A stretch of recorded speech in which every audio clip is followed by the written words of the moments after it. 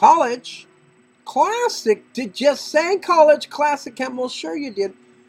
There's a lot of people, atheists in America, and it's kind of funny that they're here. But they exist. And here's the question that they argue over all the time. Does God exist? Yeah, and life's ultimate question is, does God exist? Does he? Well, in this book here, we see that they want to prove to you at the United Church of God that he does exist. And this is what they start off with on page 3. Asking the crucial questions. The discovery was stunning. For 10 days, astronomers had carefully trained the Hubble Space Telescope on a tiny pitch of sky that appeared no larger than a grain of sand held at arm's length. I'm sorry, I didn't mean to miss you this morning.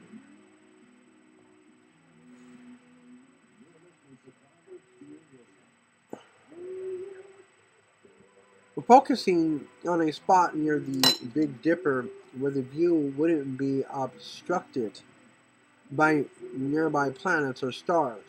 The scientists used the giant orbiting telescope's instruments and methodically gathered 342 exposures averaging 15 to 40 minutes long. They patiently recorded minuscule points of light 4 billion times fainter than what can be detected by the human eye, and they hope to find answers to fundamental questions about the universe and how vast it is, and how far might we be able to see in our search for galaxies billions of light years from our own. Could they find clues to the origin of the universe and our own Milky Way galaxy? And the astronomers were awestruck when the hundreds of images were combined and the fruits of their labors were revealed. Before them was an astounding image. The tiny speck of sky, scrutinized in such careful detail by man's most powerful telescope, contained a kaleidoscope of hundreds upon hundreds of galaxies of various shapes, sizes, and colors, looking through a tube of sky roughly the diameter of a human hair. They counted no fewer than 1,500 galaxies. And when you see the picture here, it's a little strange, but this is what they're looking at. Different colors.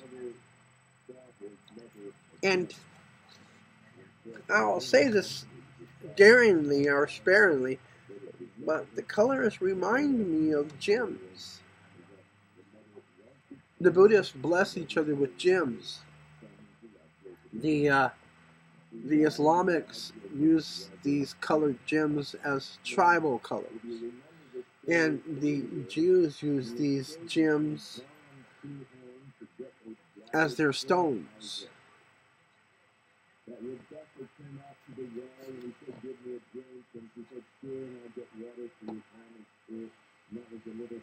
Exploring the detectable limits of time and space, they concluded that the faintest galaxies they had recorded more than 10 billion light years away. Some of the brighter ones were quite close, only 2.5 billion light years distant.